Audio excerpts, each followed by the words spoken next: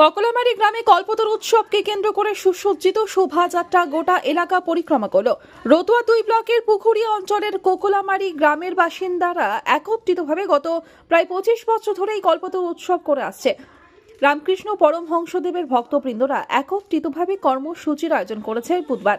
গ্রামের বিভিন্ন প্রান্তের মানুষ যারা রামকৃষ্ণদেবের ভক্ত সকলে একত্রিতভাবে এই শোভাযাত্রায় অংশগ্রহণ করে। নগর পরিক্রমা করার মধ্যে দিয়ে গ্রামের মানুষের কাছে বিভিন্ন বার্তা তুলে ধরা হয়। সর্বস্তরের মানুষের সহযোগিতার মধ্যে দিয়ে যে সমস্ত উৎসব সম্পন্ন করতে কর্মসূচি সেগুলি পালন করা হচ্ছে। রামকৃষ্ণ পরমহংসদেবের ভক্তবৃন্দ এই কল্পতরু উৎসবকে কেন্দ্র করে গোটা এলাকা জুড়ে নগর পরিক্রমা করার মধ্যে দিয়ে শোভাযাত্রায় অংশগ্রহণ করেন।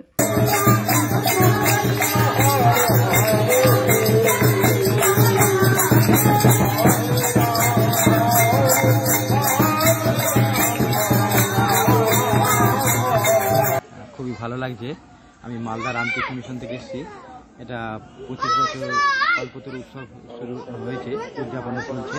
এই উদযাপনে অংশগ্রহণ করে আমি খুব নিজেকে ধন্য মনে করছি বা গর্বিত মনে করছি বা খুব ভালো লাগছে। আমিও কিছুটা প্রশাসন করে এলাম যে 1886 সালে যে 1 জানুয়ারি যে ঠাকুর শ্রী রামকৃষ্ণদেব সকলকে যে আশীর্বাদ দিয়েছিলেন তোমাদের চৈতন্য হোক, এবং যে সেই আশীর্বাদই মাথায় নিয়ে গ্রহণ করে যে ককলামারি যে এত সুন্দর একটা প্রোগ্রাম শুরু করছে, এটা আমি খুব নিজেকে ধন্য মনে করছি। এবং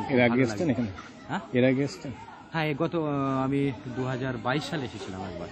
22 সালে এখানে অনুষ্ঠানে যোগদান করেছি। 2023 সালে এটা হচ্ছে আমাদের কোকলামারিতে শ্রী শ্রী ঠাকুর শ্রী রামকৃষ্ণের কল্পতরু আবির্ভাবের দিনটাই কল্পতরু উৎসব হিসাবে আমরা পালন করে এসেছি। আজকে দীর্ঘ 25 বছর ধরে আমরা এটা করছি। যদিও এটা বলা যায় 26ও, কিন্তু যেহেতু এটা শুরুয়াত ছিল, মানে সবে মাত্র এইভাবে আনুষ্ঠানিকভাবে হয়নি, যার জন্য 1 বছর পরকেই আমরা 25 বছর হিসাবে ধরলাম। এবং দীর্ঘদিন ধরে এখানে বহু বড় মনীষীরা এখানে এসছেন। রামকৃষ্ণ মিশনের সাধু সন্ত যারা তারাও আছেন, এবং একটাই ভাবধারা ঠাকুর রামকৃষ্ণের বহুজন হিতায় বহুজন শেখায়, এই উদ্দেশ্য নিয়ে। এবং ঠাকুরের কাছে আমাদের প্রার্থনা যে বর্তমান পরিস্থিতিতে সব মানুষ ভেদাভেদ ভুলে এক হয়ে মানুষত্ববোধের উদয় হোক, এটাই আমাদের কামনা। এই বলে চলছে। এবং যারা ককলামারিতে দীর্ঘদিন ধরে করছে এই উৎসবটা, তারা সত্যি খুব আন্তরিকভাবে এটা করছে বলে এটা সফল হচ্ছে। সমস্ত সাহায্যের উপরেই হচ্ছে। আজকে কি হলো, কি হবে? সকালে আমাদের ঠাকুরের পুজো অর্চনা এগুলো হলো।